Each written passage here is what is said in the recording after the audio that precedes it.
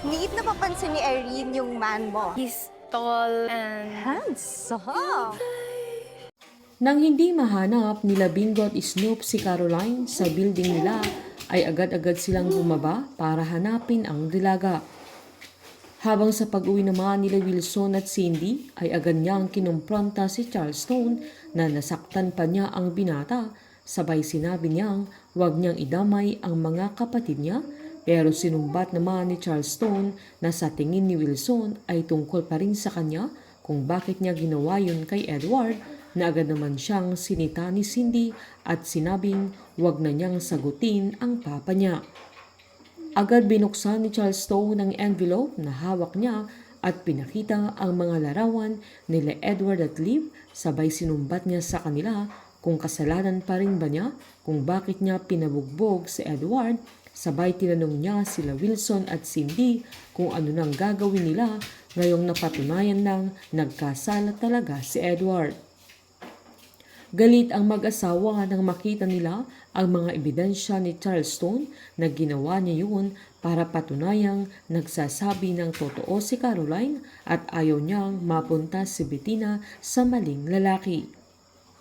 Habang nagtanong-tanong naman si Bingo na ninarawan niya si Caroline pero walang nakakita sa dalaga na mas lalo siyang nag-alala.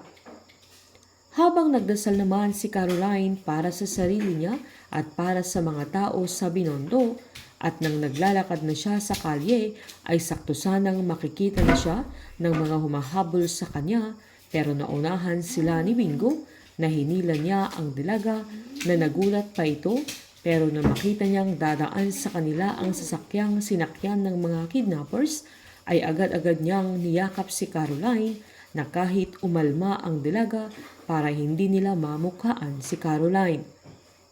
Nang nakalampas na ang mga kidnappers ay agad niyang pinakawalan ang dilaga na tinulak pa niya si Bingo kung bakit niya ginawa yun. Galit namang tinuro ni Bingo ang sasakyan na muntik nang makita ang dilaga, sabay pinagalitan niya si Caroline na sinabi na niyang huwag siyang lumalabas na paano kung may nangyari sa kanya at kung nakuha siya ng mga kidnappers niya, na sinabihan pa niya si Caroline na parang hindi siya nag-iisip dahil alam naman niyang may nangahunting sa kanya. Natahimik naman si Caroline dahil kitang-kita niya kung papaano mag-alala si Bingo para sa kanya. Pinaalala pa ni Bingo na ang sabi niya ay tutulungan niya ang dilaga pero kailangan niyang makinig sa kanya sa lahat ng mga sasabihin niya. Todo ang pagbabantay ni Bingo sa dalaga kung saan mararamdaman ni Caroline ang pagpapahalaga at pagmamahal mula kay Bingo na hindi niya naramdaman sa mismong pamilya niya. Painit ang mga tagpo, sabay-sabay po nating subaybayan ang advance episode ng Can't Buy Me Love dito po sa aking channel. Patuloy lamang pong manood at mag-subscribe para ma-update po kayo sa mga susunod na episode. Marami pong salamat.